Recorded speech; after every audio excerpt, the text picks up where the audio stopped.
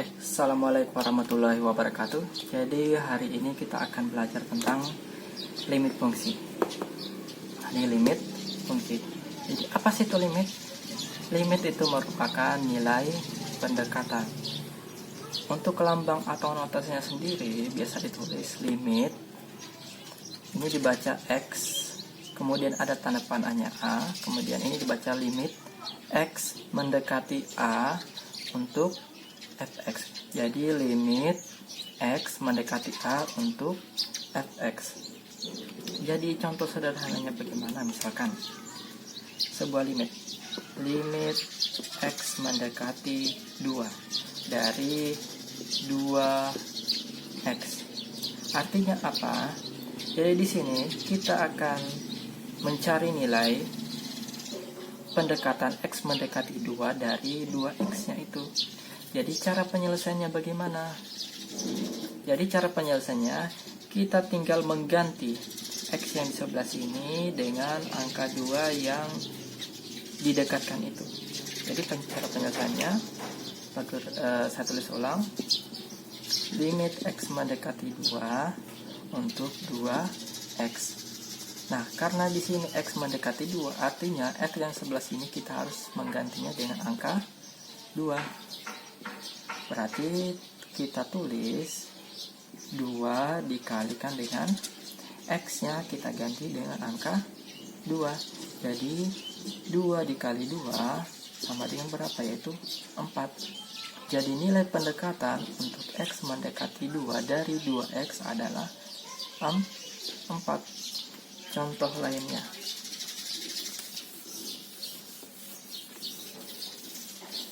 Kita ambil contoh yang sederhana saja dulu. Misalkan contoh lainnya, carilah nilai dari limit X mendekati 3 dari misalkan 5X tambah 1. Ingat, di sini yang kita ganti adalah nilai X itu sendiri. Kita ganti dengan angka berapa? Yaitu angka 3 di sini. Nah, kalau sudah diganti, limitnya itu sudah di bawah sudah hilang. Berarti lihat di sini kan ada variabel X. Variabel X-nya kita ganti dengan angka 3. 5-nya tetap, berarti kita tulis 5 dikalikan dengan X-nya kita ganti dengan angka 3. Kemudian di sini ada tambah 1 sama dengan berapa? 5 dikali 3 adalah 15 ditambah 1. 15 tambah 1 hasilnya 16. Contoh sederhana lainnya, misalkan kita disuruh mencari limit X mendekati 2 dari X ditambah 3. Sama dengan, artinya apa? X yang di sini nilainya kita ganti dengan angka 2. Jadi penyelesaiannya adalah X-nya kita ganti dengan angka 2. Berarti 2 ditambah dengan berapa? 3. 2 tambah 3 hasilnya 5. Jadi limit X mendekati 2 dari X tambah 3 hasilnya itu sama dengan 5. Terus contoh lainnya Misalkan ada contoh lainnya, limit X mendekati 2 dari 5X pangkat 2 ditambah 2X ditambah 3. Jadi kita cari yang lebih kompleksnya. Ingat, di sini kita hanya mengganti nilai X-nya, yaitu dengan angka 2. Nilai X-nya apa saja? Yaitu ada di sini. Di sini juga ada nilai X. Berarti kita tulis 5-nya tetap 5. X yang di sini kita ganti dengan angka 2 dikali, karena ini bentuknya perkalian berarti sini dikali 2. Ingat, X-nya di sini ada pangkat 2, berarti di sini juga ketika kita mengganti dengan angka 2 ada pangkat 2. Jadi ini tidak berganti. Ditambah 2 dikali. Ingat, X-nya di sini kita ganti dengan angka 2, berarti 2 dikali 2. Terakhir kita tambahkan dengan angka 3 sama dengan Jadi 5-nya tetap dikali 2 pangkat 2 hasilnya berapa? Itu 4. Ditambah 2 kali 2 hasilnya 4 juga. Ditambah 3. Ingat yang kita kerja dulu itu bentuknya yang perkalian dulu. Baru kita jumlahkan. 5 dikali 4 hasilnya 20. Ditambah 4 ditambah 3. Keseluruhan hasilnya berapa? 20 tambah 4 tambah 3 hasilnya 27. Jadi limit X mendekati 2 dari 5X kuadrat tambah 2X tambah 3 adalah 27.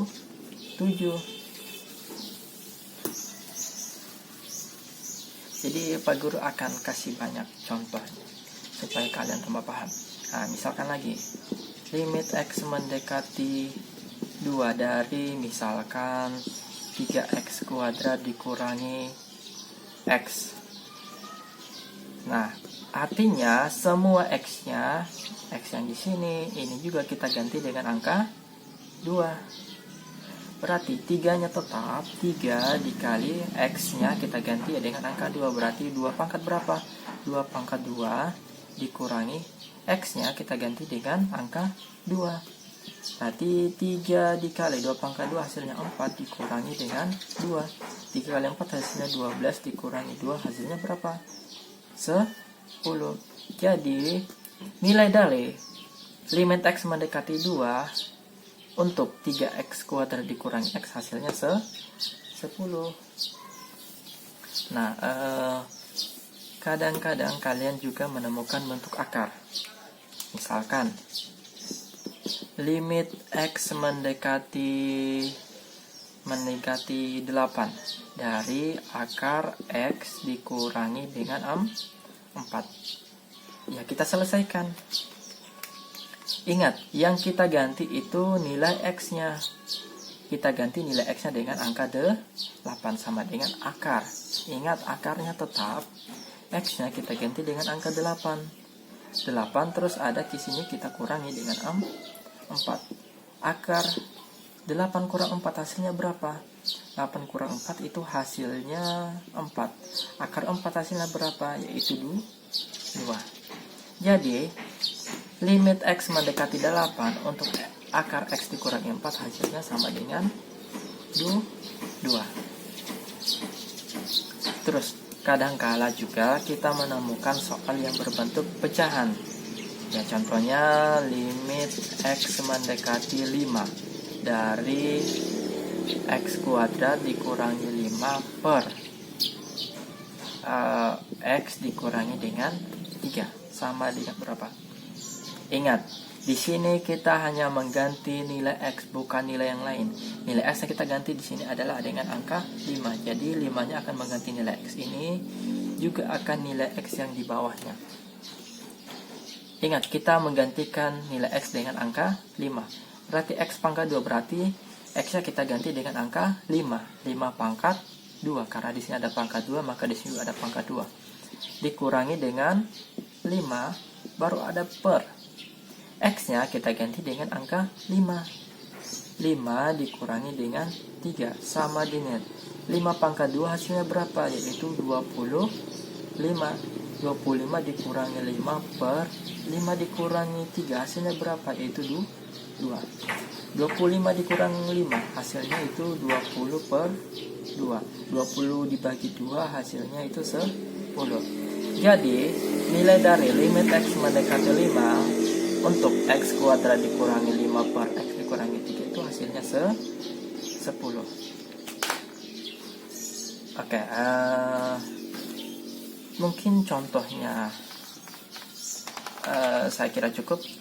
Tapi kadangkala kita menemukan jawaban begini, 0 per 0 itu artinya jawabannya tak tentu.